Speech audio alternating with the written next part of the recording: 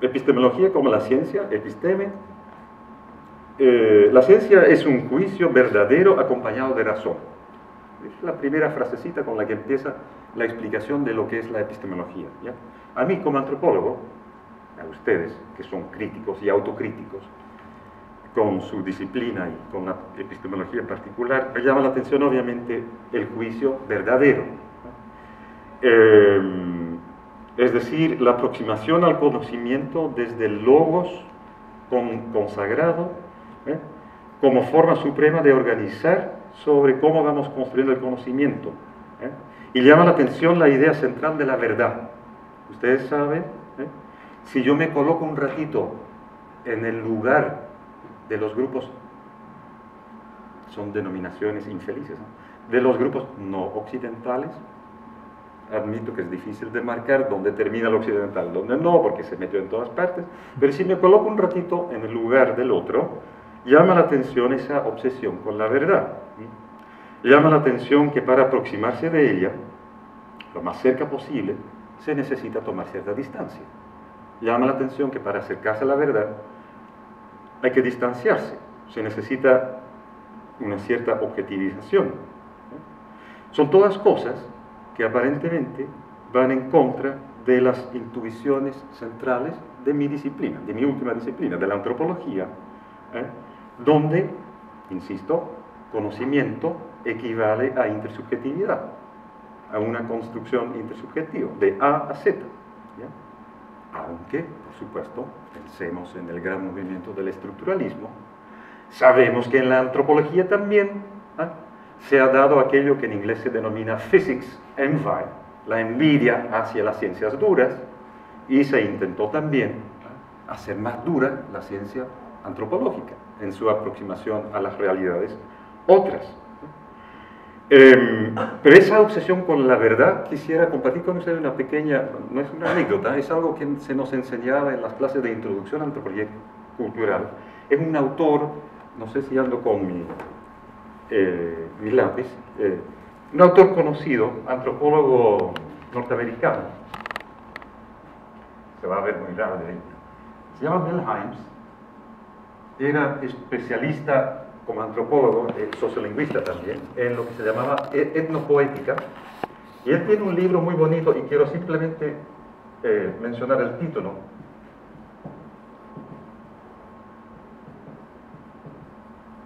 Es el título de una obra, es el título principal.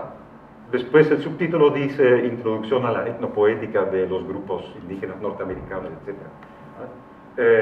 Del Himes, bueno, no sé si lo pueden leer, pero yo se lo digo. In vain I try to tell you. In vain I try to tell you fue la reacción de una señora, no recuerdo si era del grupo, pero no importa tanto tampoco, es solamente una ilustración de cómo Del Himes, uno de los mejores antropólogos de su generación, especialistas en los grupos indígenas norteamericanos, en un momento dado en su trabajo de campo, le dice a una señora esta frase, después de que Himes durante mucho tiempo intenta saber cuál es la versión verdadera, la versión original de un mito de origen. Bueno, suena un poco redundante sobre el mito de origen, de un mito, ¿ya?, en la tradición oral. Y después de muchos intentos, la señora dice, y él dice, entonces yo entiendo que en la tradición oral de ustedes, que es tan importante en esas tradiciones indígenas, para ir traspasando su conocimiento, de dónde provienen ellos, después de no sé cuánto tiempo él se da cuenta que no importa, que no hay tal cosa como una versión verdadera, que no hay tal cosa como una versión original, ¿ya? Entonces ahí dice la señora, en vano he estado intentando explicarte que eso no es lo que importa. Lo que importaba en esa tradición, oral en este caso, del grupo Navajo, si no me equivoco, era esa dinámica del conocimiento a través de la tradición oral, en este caso, ¿sí? Pero no una preocupación con una verdad, con una versión verdadera.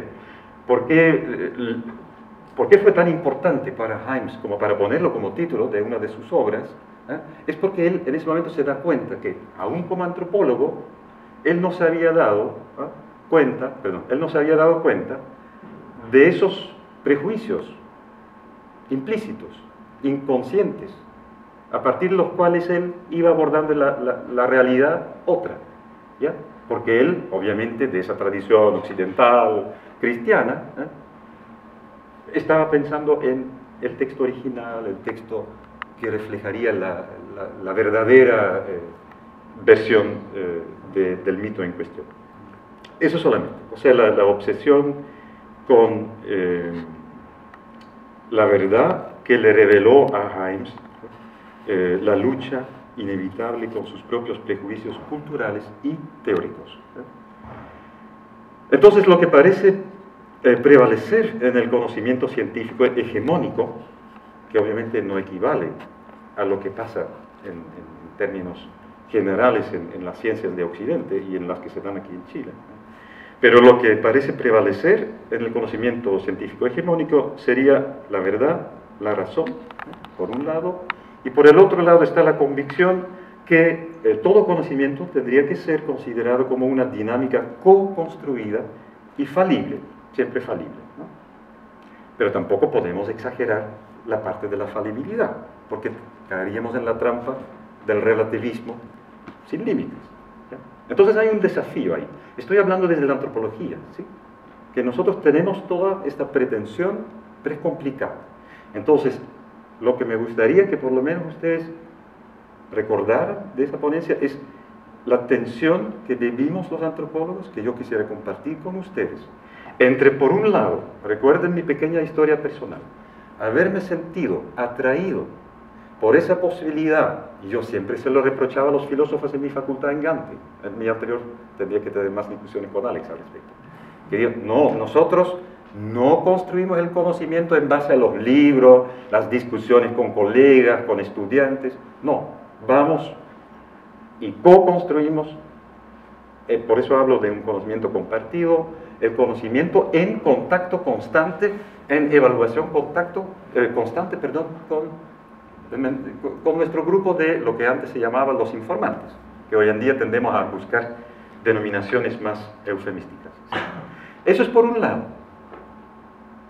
Yo estoy de acuerdo, es una presunción, ¿ya?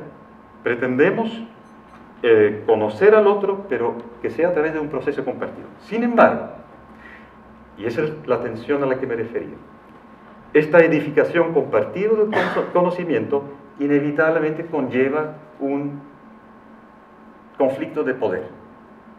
Un conflicto de poder. Me refiero, en primer lugar, a una relación de poder que caracteriza la misma constitución del conocimiento antropológico. De eso vamos a hablar extensamente ahora cuando me voy a referir a la obra de Viveros de Castro. El antropólogo tiene otra posición que la persona con la que pretende construir de manera compartida, co-construida el conocimiento. Y dos, obviamente, está siempre en otros términos de poder, ¿no? La pretensión hegemónica del conocimiento científico en sí. Por ejemplo, la filosofía, con mayúscula. La epistemología, con mayúscula. No con mayúscula, no se escribe con mayúscula, pero se piensa con mayúscula. La filosofía, como si no hubiera otras formas válidas de pensar, y ahí mismo de repente está el problema antropológicamente. Porque no necesariamente habría que concebir, tal vez, de pensar el mundo, otras formas válidas de pensar el mundo, sino que podría haber otras formas válidas de practicar el mundo. O sea, en primer lugar se podría pensar, ¿por qué esa prevalencia del pensar el mundo? ¿Por qué no podría haber otras formas válidas de conocer el mundo a través de la práctica, a través de la praxis? ¿Ya? Lo mismo se podría decir acerca de la epistemología, como la ciencia del conocimiento, que reflexiona sobre cómo se conoce. Mientras que obviamente a través del tiempo, las tradiciones culturales, hay muchas formas diferentes de saber conocer, ¿no? O de saber cómo conocer.